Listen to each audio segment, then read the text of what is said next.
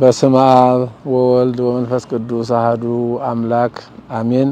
እነሆ ከመቅደሱ ውስጥ የሚፈልቀው የቅድስት ሐና ጸበል የሚፈልቀው ከመንበሩ ስር ነው። ለሰው ግራ ነው የሚያጋባው። አሁን ከቤተ ክርስቲያኑ ቅጽረ ግቢ ውስጥ ወይም ከመቅደሱ ውስጥ ጸበሉ መነሻ ቦታ እንግዲህ ይሄን ይመስላል። በበጋ አይቀንስም፣ በክረምት አይጨምርም። ይሄው እንደምታዩት ውስጡ አለት ነው። ይሄ አካባቢው ድንጋይ ነው። ከዚህ ውስጥ አሁን ይሄ ጸበል ፈለቀ ሲባል እኔ ከመጣሁ ጊዜ ጀምሮ አሁን ያለንበት ክረምት ነው። በየካቲት አካባቢ ጀምሮ ነው የመጥቻለሁ። አይጨምርም፣ አይቀንስም፣ እንዳለ ነው። ከዚህ በውስጥ ተገናኝቶ የጸበል ቦታው ወደ ታች ወርዷል። ምንም አይነት በክረምት አሁን መጨመር ነበረበት፣ መሙላት ነበረበት። አልሞላም እንደሚታየው ነውና ያሁኑ ብፁዕ አቡነ አብርሃም የቀደሙ ግን መልአከ ኃይል አለ ጽድቅ የራጉኤል አስተዳዳሪ የነበሩት ከዚህ ትምህርት ቤቱን ሲሰሩ ይህንን ትምህርት ቤት የራጉኤል ትምህርት ቤት የተሰራ ድንጋይ እዚህ እየተፈለጠ እዚህ እየገዙ ነው። እሳቸው መጥተው እዚህ ድንጋይ አስጭነው እንደው እንደዚህ ጸበል ፈልቆው ጸበል ነው ምናምን እያልን ስንል መጥተው እንድች አድርገው ቀምሰው በኋላ በሌላ ጊዜ መጥተው ከዚህ ታሪክ ያለው ጸበል ነው በሽታ ያድኛል ብለው ተናግረዋል። እና ሐና እስካሁን ድረስ ለ39 ዓመታት በሷ ህይወት ምክንያት ሆኖ መቼም እግዚአብሔር ያንን ነው የውን አላዛርን ወይም ነው እንደፈወሰ ፈውሳይ በዚህ ጸበል ምክንያት ፈውሳይ እስካሁን ድረስ ህይወት እመራለሁና ይሄ የጸበል ቦታ ላዩ መንበር የሚያርፍበት የመቅደሱ አካል ነው። በዚህ በመቅደሱ ስር ደግሞ በቀጥታ ይሄ የጸበል ቦታ አለ። ጸበሉ የፈለቀበት ቦታ ውስጡ አለት ነው። ከዛ አለት ይሄ ጸበል እንዴት ሊፈልቅ ቻለ?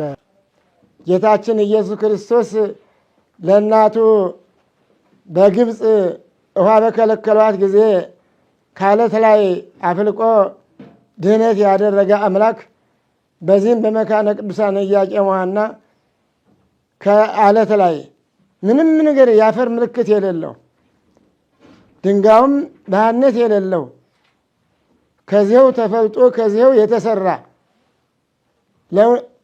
ለምስክርነት ይህ የተገነባው ከዚህ የተፈለጠው ድንጋይ ነው። ከዚህ ላይ ነው የጸበል የፈለቀ። ብዙዎች በዚህ ብዙ ተአምራት እንደተደረገላቸው ምስክርነት ይሰጣሉ። ይልቁንም መካን የነበሩ ብዙ ምእመናን ብዙ እናቶች እዚህ በቅድስት ሐና መጥተው ልጅ አግኝተዋል። ስራ ያጡ ሰዎች ስራ አግኝተዋል። የታመሙ ሰዎች ተፈውሰዋል። አባቶች እንደሚናገሩትም ብዙ አባቶች ካህናትም ጭምር ብዙ ከደዌያቸው ድነውበታል። ይሄ ጸበል እጅግ የሚደንቅ ጸበል ነው። በኮተቤ መካነ ቅዱሳን ኢያቄም ወሐና ቤተክርስቲያን ነው። ስለዚህ ይሄ እዚህ ቤተክርስቲያን እዚህ የጸበል ቦታ መግባት የሚችሉት ምስጢረ ክህነት ያላቸው ብቻ ናቸው የሚገቡት። ምክንያቱም ይሄ የመቅደሱ አካል ስለሆነ ቅዳሴ የሚቀደስበት የመንበሩ አካል ስለሆነ፣ አሁን ግን በአጋጣሚ ቤተክርስቲያኒቷ ለእድሳት ታቦተ ሕጉ የወጣ ስለሆነ ሁሉም ምእመናን ይሄንን መጥቶ የመጎብኘት እድል አለው። በዚህ 2 እና 3 ወር ውስጥ እስከ ህዳር 11 ድረስ ባለው 2 እና 3 ወር ውስጥ ምእመናን ይሄንን ቦታ ለመጎብኘት ምቹ ሁኔታ ተመቻችቷል። ምክንያቱም ታቦተ ሕጉ በዚህ የለም።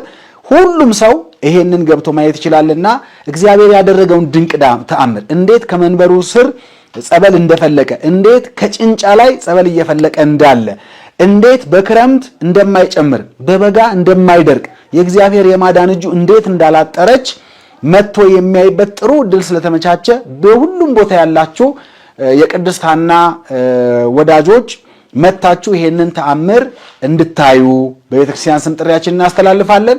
ይሄ አጋጣሚ እንዳያመልጣችሁ። ምክንያቱም ከ2 እና ከ3 ወር በኋላ ቤተክርስቲያኑ ታድሶ አልቆ ታቦተ ሕጉ ከገባ እዚህ ምእመናን መግባት ስለማይችሉና ስለሚከለከል ያው የሚጠመቁት በዛው በጸበል ቤት ይሆናል። አሁን ግን ጥሩ እድል ቤተክርስቲያኑ በእድሳት ላይ እያለ ሁሉም ምእመናን ሴትም ወንድም ሁሉም የመግባት እድሉ ስላለ ሁላችሁ ምእመናን ይሄንን ድንቅ ተአምር መታችሁ እንድታዩ በቤተክርስቲያን ስም ጥሪያችንን እናስተላልፋለን።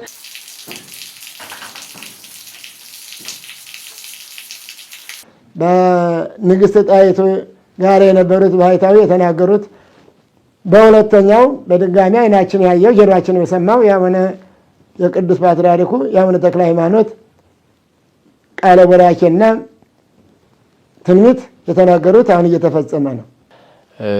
ቤተክርስቲያኑ ሲመሰረት ጀምሮ በአገልጋይነት በመስራችነት የእድሜ ባለጠጋ የሆኑ ታላላቅ አባቶች ያሉበት ደብር ነው። ሊቃውንት መምህራን ያሉበት ትልቅ ቦታ የበረከት ቦታ ነው። እንግዲህ አሁን ይሄ የተገኘንበት ቦታ የጠበሉ ወይም ይሄ ህንጻ ቤተክርስቲያን በወቅቱና በጊዜው የነበሩ ሰዎች ሲያስረዱን ስራው እየተሰራ ያለ ብፁዕ በረከታቸው የደረሰንና ብፁዕ ቅዱስ አቡነ ተክለ ሃይማኖት ይህን ቤተክርስቲያን መተው ባርከው ቅዳሴ ቤቱን በሚያከብሩበት ጊዜ ይህን ቦታ ሲጎበኙ የፈለቀ እንደሆነና ህንጻ ቤተክርስቲያኑ ሲሰራ በስራውም ጊዜ የነበረ እንደነበረ ነው ታሪክ የሚያስረዳው። ይህ አሁን ከመቅደሱ ስር ያለው አሁን ያለንበት አንድ ግራውንድ ሲሰራ ሲጀመር እንደተጀመረ አርማታ እንደተደረገ ያመኝ ነበርና ጨጓራ ሆዴን ያመኝ ነበርና በዚህ ጊዜ ምን አንላሃና የሚሳንሽ ነገር እኮ የለም ቅድስታና የእናት የእመቤታችን የቅድስት ማርያም እናት ቅድስት ማርያም ወላዲተ አምላክ እመብርሃን አምላክ ስለዚህ ምን አለ ብትፈውሽ ብዬ ከዚህ ቆፈር አርጌ በጥቂቱ ቆፈር አርጌ ጠጣሁኝ። አንድ 7 ቀን ያህል ጠጣሁኝ። ምልክት አግኝቼ ለህንጻ አሰሪው ኮሚቴው እንዳልናገር ህንጻ አሰሪው ኮሚቴው ምን ስራ እየሰራ ነው የተጠራቀመ ስናጠጣ ግንቡን የተጠራቀመ ውሃ አግኝተህ ጠበል ነው ትላለህ ብሎ የሚከለክል ብዬ አሰብኩኝ። ህንጻ አሰሪው ኮሚቴውም እንደዚያው ይከለክለኛል ብዬ አሰብኩኝ። ዘንድ የራሴ ለነማማ ልናገርና እነማማ ራሳቸው የሚከለክላቸው የለም ሴቶቹም ማለት ነው ብዬ አሰብኩኝ። እሑድ ቀን መቅድም ሳነብ ወይም ታምር ሳነብ እናቶች አባቶች ሐና ቤተክርስቲያን ውስጥ መቅደሷ ወደፊት የሚሰራው መቅደስ ውስጥ ታምር ተደርጎላችኋል። ታምር ተሰርታለች ቅድስት ሐና ገና ቤተክርስቲያኑ ተሰርቶ ሳል አሁኑ ታምር ተሰርቷል። ይሄውም ጠበል ፈልቋል። እኔን ፈውሳኛለች አድናኛለች ብዬ በድፍረት አለቃውም ያስተዳደሩም ይቅጡኝ እንደፈለገው መምሬ ጸጋይ ይባሉበት የነበሩት ያን ጊዜ ይቅጡኝ ብዬ ደፍሬ ተናገርኩኝ። ሰው በዚያው ቀጠለ። ቢሮ ተጠርቼ ህንጻ አሰሪውና ሰበካ ጉባኤው ጠርቶ ምን ነው እንዲህ ታደርጋለህ ስራ ላይ ጠበል ምንድነው አርማታውን ስናጠጣ የተጠራቀመ ውሃ ሊሆን ይችላል። ስለዚህ እንዴት ታደርጋለህ? አሁን በአብይ ጊዜ ይደርቃል። ምን ማለት ነው ብሎ ተነገረኝ። አይ ይሄ እግዚአብሔር ስራ ነው ብዬ ቀጠልኩኝ። ይደርቃል እያሉ ሰዎች አብይ ጾምን ይደርቃል እያሉ ሲያስቡ እንኳን ሊደርቅ ይህቺው ጠበል እየጎላች ነው። ይኸው ጠበል እየጎላህ ነው። እስካሁን ድረስ ማንም መጥቶ እዚህ ቦታ ላይ ማንም መጥቶ ማየት ይችላል። ማየት ማመን ነውና መጥቶ ማየት ይችላል። ስለዚህ የጠበል አሁን እስካሁን ድረስ አለ። መጥቶ ማየት ይችላል። ሁሉ በእቺ ጠበል ያልተፈወሰና ሄዳ ስትመረመር ስራይ ነው ተባለች። በአጋጣሚ የእግዚአብሔር ተአምር ድንቅ ስራው መጣች። ያንን ጠበል እዚህ ስትጠጣ በሁለተኛው ስትሄድ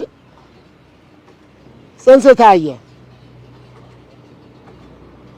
ጽንሱ ከታየ በኋላ እንደገና ያ ነገር ያ ስራውም አልቀረም ወጣ። እንደዚህ ይህንን ያላል እንደዚህ እዚህ ነው ያላል። ያንን እዛ መጣ ተአምሯን ተናግራ ያ እንደዚህ እንደ እባብ አካል ያለው ነገር ነው። እንደዚህ ያብረቀርቃል። ልጁም ተወለደ። ከመታራ መጣ ክርስትና አስነስታ የጆሮዋን ወርቅ ሰጣ ሄዳለች። እናት ወደ ውጭ ሀገር ልጃቸውን ሊልኩ እዘው ሲሄዱ ከዚያ ፖሊ ዓለም አቀፍ አይሮፕላን ማረፊያ ላይ አንደበቷ ተዘጋ። ኋላ ምነው ሐና ተሳልሜሽ መጥቼ ጸሎት አድርጌ መጥቼ ምነው ሐና በምክንያት ልጄን አንደበቷን ዘጋሽብኝ ብለው እዚያ መሳፈሩ ቀርቶ መጥተው እዚህ አድረው ልጅሽን ይዘሻና የኔን ልጅ ምነው እንዲህ ታረጊብኛለሽ ብለው ሲጸልዩ ወዲያው አንደበቷ ተፈቶ ወዲያው ወደ መሄደችበት ወደ አሰበችበት ወደ አሜሪካ ሄዳለች። የሐና ታሪክ እንደተናገሩት ብዙ ነው ያልሰራችሁ። እኛንም ብዙዎች ካህናቶችን እናታችን ናት ብዙ ታምር ሰርታልናለች። ለአገልግሎት ግን ለምእመናን ምቹ በሆነ መልኩ ታች ሰርተን እየተገለገልን ስለምንገኝ ብዙ ምእመናኖች ድነዋል። ብዙ ምእመናኖች ምስክርነት ሰጥተዋል። በዚህ ቦታ ተገኝታችሁ ከችግራችሁ እንድትፈወሱ ጥሪያችንን ማቅረብ እንወዳለን። ለህንጻ ቤተክርስቲያኑ ከሀገር ውጭም ከሀገር ውስጥም የምትገኙ የእናታችን የንጽሕተ ንጹሃን የድንግል ማርያም ወዳጆች በሙሉ የእናቷ የቅድስት ሐናና የአባቷ የቅዱስ ኢያቄም ህንጻ ቤተክርስቲያን እነሆ በአዲስ መልኩ እየተሰራ እየታደሰ ስለሚገኝ ኢትዮጵያውያን በአጠቃላይ አሻራችሁን እንድታስቀምጡ የበረከቱ ተካፋዮች እንድትሆኑ በእናታችን በቅድስት ሐና በአባታችን በቅዱስ ኢያቄም ስም ጥሪያችን እናቀርባለን። የጸበል አይንም አብርቷል። ብዙ ሰዎች ናቸው። ታችን ወለተ ሩፋኤል የምትባል አንድ ታችን ከዚህ ከካሳንቺስ አካባቢ ነው የመጣችውና የጠበል ቦታው ምቹ ባለመሆኑ እኔ የትም ሄጄ ብዙ ሆስፒታል ሄጄ ቤተሰቦችም እስከ ውጪ ድረስ ሊልኩኝ በዝግጅት ላይ ያለው ጨንቆኝ በጣም ተጨንቄ እዚህ አልቅሼ 3 ቀን ተጠመቅኩ። ከዚያ እንግዲህ እዚህ ሀገራችን ላይ ካሉ ሆስፒታሎች ተዘዋውሬ ያልዳንኩበትም በ3 ቀን ውስጥ ተፈወስኩ። ምንድነው ማድረግ ያለብኝ? ይሄን የጠበል ቦታ እንዴት አድርጌ ልስራው ፍቀዱልኝ እያለች እያለቀሰች ቢሮ ድረስ መጣ። የተደረገላትን እግዚአብሔር ያደረገላትን ስትመሰክር በአይኔ ያየሁበት እንዲሁም በወርሃዊ በዓል በየጊዜው በአውደ ምሕረት የሚነገርበት የሚነግሩበት አጋጣሚ አይቻለሁ። እንግዲህ በልጅ ያልተጎበኙ እግዚአብሔር ያልጎበኛቸው እዚህ ቦታ ላይ መተው ተስለው ተጠምቀው እግዚአብሔር የቸርነቱን ስራ ሰርቶ በእግዚአብሔር ድንቅ ስራ የተጎበኙ ብዙ እናቶች ሲናገሩ አይቻለሁ። በጽዋ ቅዱስ አቡነ ተክለ ሃይማኖት የመጀመሪያውን የመቃኛውን ቤተክርስቲያን ባርከው ካስገቡ በኋላ ወደዚህ ይህንን በጣም ልዩ ልዩ የሆነ እጽዋት ነበሩ። በዚህ መጥተው በዚህ አልፈው ተመልሰው ከዚህ ላይ ሲደርሱ አባታችን እግዚአብሔር ፈቃዱ ይሁን የካድነው ቤተክርስቲያን እዚህ ነው የምንሰራ አሏቸው። ከዚያ ላይ እሳቸው ቆመው እግዚአብሔር ይባርክላችሁ ብለው ያችን እሳቸው ከቆሙበት ቦታ ነው የጸበል የፈለቀ። ዝም ብሎ አይደለም።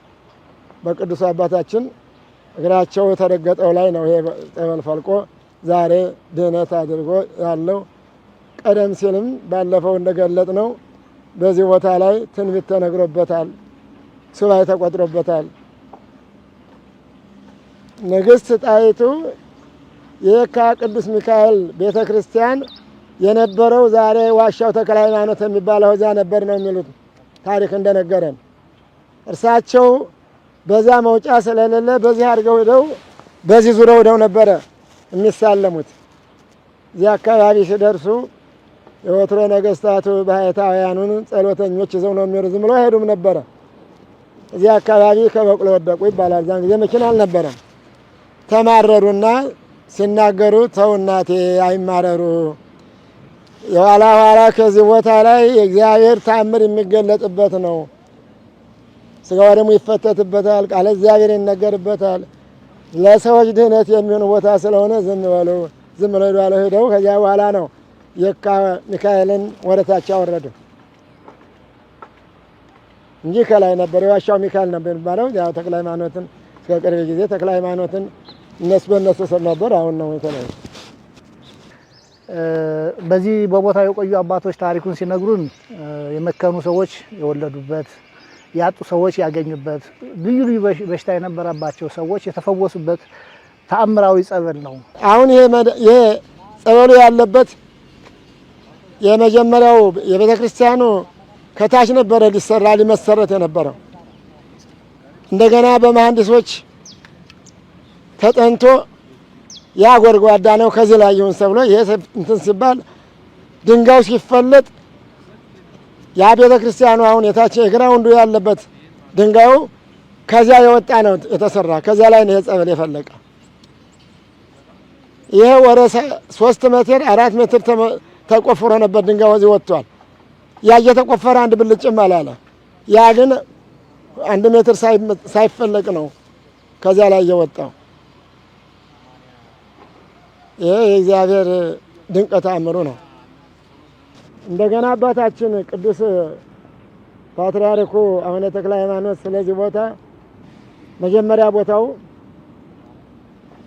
የምስራቀ ፀሐይ እንዲባልለት ኮሚቴው ሄዶ ሲነግራቸው የተወሰነ ጊዜ ከልባቸው አስበው አይደለም ምስራቀ ፀሐይ አይባልም መካነ ቅዱሳን ብለነዋል። በዚያ ቦታ ላይ ከአዲስ አበባ አድባራት የበለጠ እንደሚሆን ነው። ለጊዜው ግን ፈተና አለው ብለዋል። እርግጥ ነው ፈተናው በብዙ አልፏል። በረከቱም ፈተናውም አብሮ እየሄደ ነበረ። በዚህ ቤተክርስቲያን ብዙ ታሪክ አለ። እመቤታችንን ቅድስት ሐና የሰራችው ብዙ ታሪክ አለ። በአንደኛው መጀመሪያ አፈ ንጉሥ ጥበቡ በደርግ ጊዜ አፈ ንጉሥ ናቸው፣ ያው የንጉሱ አቀንቃይ ናቸው፣ አፈ ንጉሥ ናቸው ተብለው ታስረው እያለ በዚያ ይጸልዩ ነበር። ትልቅ አባት ናቸው፣ ክህነት ያላቸው ናቸው። እየጸልዩ እያለ ደርግ የሚቃወሙኛል የሚሉትን እየወሰደ እየረሸነ እንዳለ እሳቸው በ11 ወሩን ቀኑን ባልጠቅሰውም በ11 ቀን ህልም አዩ። ህልም ምን ያሉ እንግዲህ በዚህ ቀን በ11 ቀን የሚውሉት ታቦታቶች ቅድስት ሐና፣ ቅዱስ ፋሲለደስ፣ ቅዱስ ገላውዲዮስ፣ ቅዱስ ያሬድ፣ ቅዱስ አቡነ አርአያ ይውላሉ። ለነገር ግን ቅድስት ሐና ፉሪ አካባቢ አንዲት ቤተክርስቲያን ብቻ ነው ያለው። በቅድስት ሐና ስም ቤተክርስቲያን የተሰራ የተቀረጸ ታቦት የተቀረጸ ማለት ነው። ስለዚህ አሁን በዚህ አካባቢ የለም ነበረኝ። እንግዲህ እመቤታችን ቅድስት ሐና የእመቤታችን እናት ቅድስት ሐና ፈቃዷ ሆኖ በዚህ ልትተከል ፈቃዷ ስለሆነ አፈ ንጉሥንም ልታድናቸው ስለፈለገች አፈ ንጉሥ ሌሊቱን በ11 10 ለ11 ህልም አዩ። ምን ህልም አይተዋል? ነገ ረሽ ይሆን፣ ነገ ረሸን ይሆን፣ ነገ ገደል ይሆን፣ ነገ ደርግ ረሽን ይሆን እያሉ እሳቸው የበቁ ናቸውና ትልቅ አባት ነበሩና ጸሎተኛ ነበሩና ቡልጋ ነው ኢትዮጵያዊ ቢሆንም ቡልጋ ነው ሀገራቸው። አሁን ህልም ያሉ ሴት እናት ሴት ልጅ ታቅፋዩ ሴት እናት ሴት ልጅ ታቅፋ ያሉ ሲነጋ ህልሙን ሲያስተውሉ ይህቺ ሴት እናት ሴት ልጅ የያዘ ማን ናት? ማርያም እንዳላት ጌታችን ነው፣ በወንድ አምሳል ነው በወንድ የሚታየው። ስለዚህ እንግዲህ ሲጠይቁ ራሳቸውም ሲያስቡት ሐና እንደሆነች ተረዱ። ይችን ሐናን ካተረፍሽኝ ቅድስት ሐና ካተረፍሽኝ ካዳንሽኝ ልታድኝ ነው መሰለኝ ቤተክርስቲያንሽን በስምሽ እሰራለሁ ብለው ነበሩ። ከነበሩት በጥቂቱ ማስታወሳቸው ኮሎኔል አየው፣ ሻምበል ካሳ፣ አቶ ሙላት የሚባሉ ነበሩ። ብዙዎች ትላልቆች ሰው ነበሩ። እነሱን አማክረው ይህ ቦታ ከላምበረት ወዲህ ከተማን ለማለት አይቻልም ነበር። የለም ከተማ ብዙም የለም ነበር። እኔ ይሄ ጫካ ነበር፣ ልም ያለ ጫካ። እኔም ሳውቀው ልም ያለ ጫካ ነበረኝ። እግዚአብሔር የእግዚአብሔር ፈቃዱ የእመቤታችንን ፈቃዱ ሆኖ እዚህ ቤተክርስቲያን ያው ተተከለ። እኔም በዚያው እንዲያው ተገኝቼ ነበረኝ። ቅድስት ሐና ያልሰራችው የለም እና አፈ ንጉሥ ጥበቡ ነፍሳቸውን ይማርና ከዚያ ከወጡ በኋላ ከዚያ ከሞት ከዳኑ በኋላ እየመጡ ተጎንብሰው ከመንበሯ ከጽላቷ እያለቀሱ ጸሎት ብቻ እያደረጉ ለእኛ በወቅቱ የዛ ጊዜ ትልቅ ገንዘብ ነበርና አንዳንድ ብር 25 ሳንቲም 25 ሳንቲም 50 ሳንቲም ይሰጡ ነበር። ዛዳ ያችን ለምደን አስቀድሰው ሲወጡ እንጠብቃቸው። ያቺ ገንዘብም ሻይ ታጠጣ ነበር፣ ዳቦ ታበላ ነበር። የዛ ጊዜ ገንዘቡ ይሰራ ነበርና አንዲት እህት የሳምባ መቀርሳ ይዟት ታክማ ቀጠሮ ተሰጣት። ምናልባት ያውቋት ሻምበል ጋርድሴ የሳቸው እህት ናት። በኋላ ወዲያው ቤተክርስቲያን እንደተመረጠ ነበረ። ከዚያ እስቲ አሁን አዲስ የፈለቀ ጸበል አለ፣ ታችኛው የመጀመሪያው ጸበል ታምራቱ። ከዚያ መታ ስትጠጣች በተቀጠረችው በስተል ያ ሳምባ የለም ድኗል። ሁለተኛው ከዚህኛው ደግሞ ያኛው ሲቆም ከዚህ ቤተክርስቲያኑ ሲፈለፈል ያ አሁን ካለበት ከግራውንድ ውስጥ እያጠለለ እንደውም የሆነ እንትን ያሳይ ነበረ እንደ ነጸብራቅ ነገር ያለው ጸበሉ ጋር የውሃው መቋት ነው ብለን ብዙ ጊዜ ከቆየ በኋላ ከ2 ዓመት በኋላ ግን ምንም በጋውም ክረምቱም እኩል ነው። በክረምትም አይጨምርም፣ በበጋውም አይቀንስም። ያው እንደተቋተች ናት ያለች። በኋላ ጸበልነቱ ታወቀ ጸበሉ። ስለዚህ ነው ይህ ተአምረኛ ጸበል ከቤተ ክርስቲያኑ ቤተ መቅደስ ስር ነው። በጎኑም በሌላም ምንም ነገር የለም። ቤተ ክርስቲያኑና ቤተ ክርስቲያኑ ብቻ ነው ያለው። ስለዚህ ከቤተ ክርስቲያኑ መቅደሱ ካለበት ህንጻ ስር ካለው ግራውንዱ ስር የወጣ ወይንም ከምድር ቤቱ ስር የፈለቀ ጸበል ነው። አይጎልም፣ አይጨምርም። ባለበት ሁኔታ እንዳለ እስካሁን ድረስ ሲቀዳም ሲጠጣም ኖሯል። አሁንም ያለ ነው፣ ወደፊትም እያየነው ምን ሄድ ነው እና ጸበሉ በእንዲህ አይነት መልኩ ፈልቆ አገልግሎት እየሰጠ ያለበት ሁኔታ ነው ያለው። አካባቢው እንደሚታየው ኮንክሪት ነው፣ መሬቱ አለት ነው። ቤተክርስቲያኑ ሲሰራ የፈለቀው ጸበል በተአምር የሚያስብል ነው። እዚህ ቦታ መጥቶ እመቤታችን እናታችን ቅድስት ሐና ለምኖ ቅዱስ ኢያቄምን ለምኖ ያፈረ የለም።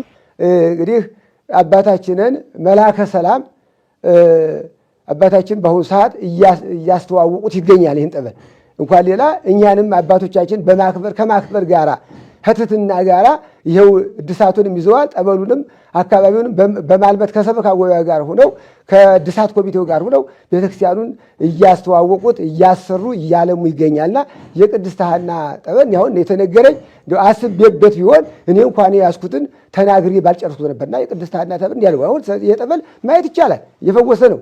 እና እንግዲህ በሰሞኑም ደግሞ ባላይም የሰማሁት አለኝ አንድ ሙስሊም ድናለች ይባላል።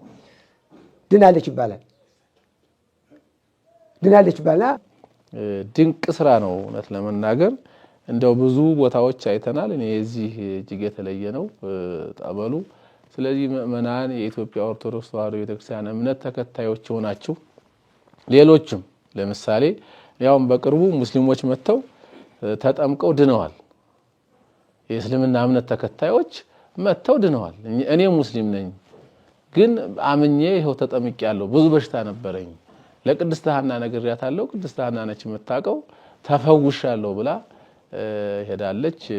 ስለዚህ ይሄ ድንቅ ስራ ስለሆነ እንደው ከመሬት ውስጡን ድረስ ማንኛውም ምእመናን መጥቶ ማየት ይችላል።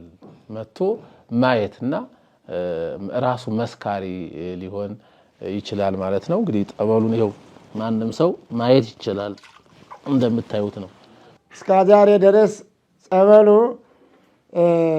ቤተክርስቲያን ውስጥ ስለሆነ ማንም ገብቶ እንደ ልቡ ማየት አልቻለም፣ በወሬ ነው።